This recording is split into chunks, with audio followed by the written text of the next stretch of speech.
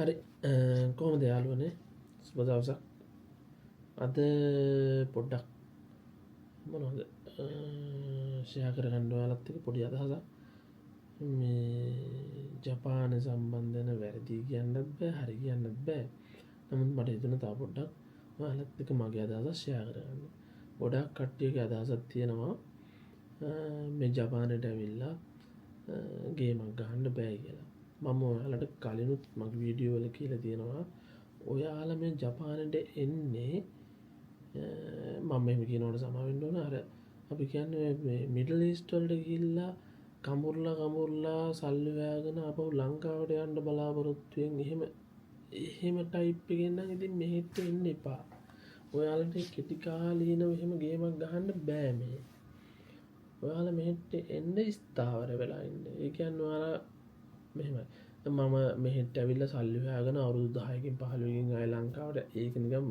ඒ type එකේ කතා මං හිතන්නේ මෙහෙ කරන්න අමාරුයි ඒක. ඔයා මෙහෙ කියන්නේ මෙහෙ ඉන්න බලාගෙන ඉන්න. මෙහෙ එන්න කෙනෙක් නම් අපි එන්නේ Tamanට හොඳ ජීවන තත්ත්වයක් කියන එක වර්ධනය කරගන්නනේ. නේ සල්ලිමත් නෙමෙයිනේ අපේ හැමදේම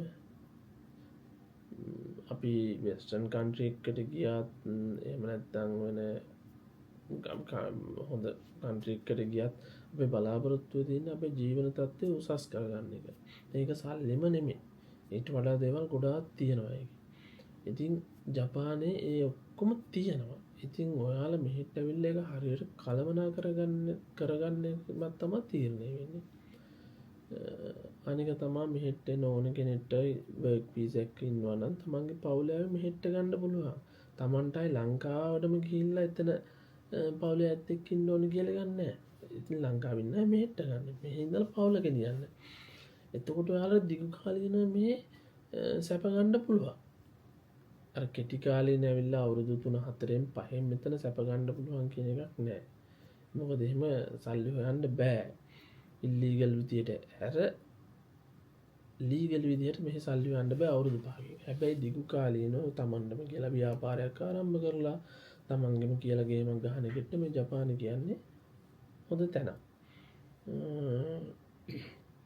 ඉතින් ඒ හින්දා ජපානය ගැන වැරදි මත හරි මේ මත හරි පතුරවන අය මම දන්නේ ඉන්න අයද නැති අයද ජපානයේ ඉඳලා ගියපු අයද ඉන්න අයද එහෙම කියන්නේ මම දන්නේ නමුත් මම ගොඩාක් කිව්වා දකිනවා අපේ ජපාන් මේ ලංකාවේ ගෲප් වල එතන භාගයක් ඇත්ත භාගයක් බොරු කට්ටිය කියනවා ඉතින් තමන්ගේ එක්ස්පීරියන්ස් කියලා නමුත් ඉතින් එහෙම හරි වීසා එකකින් හරි විදියට හරි මෙහෙම ඉන්න කෙනෙක් නම් හරි එහෙම කියනවා මම අහලත් නැහැ දැකලත් නැහැ.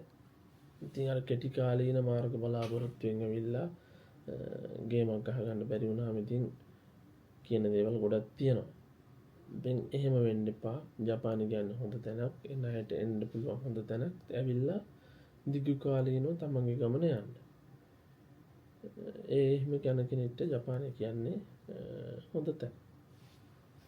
එහෙනම් මොනවා හරි ප්‍රශ්න තියෙනවා නම් හරි මොනවා හරි දැනගන්න තියෙනවා නම් හරි කමෙන්ට් එකක් හරි එහෙම නැත්නම් මැසේජ් එකක් හරි දාන්න මම දන්න විදියට මගේ කතා නැතුව ඒ ඇත්තම සෝස් වලින් මම ඔයාලට තොරතුරු දෙන්නම් හොයලා කරලා මම දන්නේ නැත්නම් මම ඇත්තටම දැනගන්න දෙයක් තියෙනවා නම් මම මේ විදියට ඔයාලට කියන්නම්. ඉතින් එහෙනම් තවත් වීඩියෝ එකකින් හමු වෙමු. සුබ දවසක්.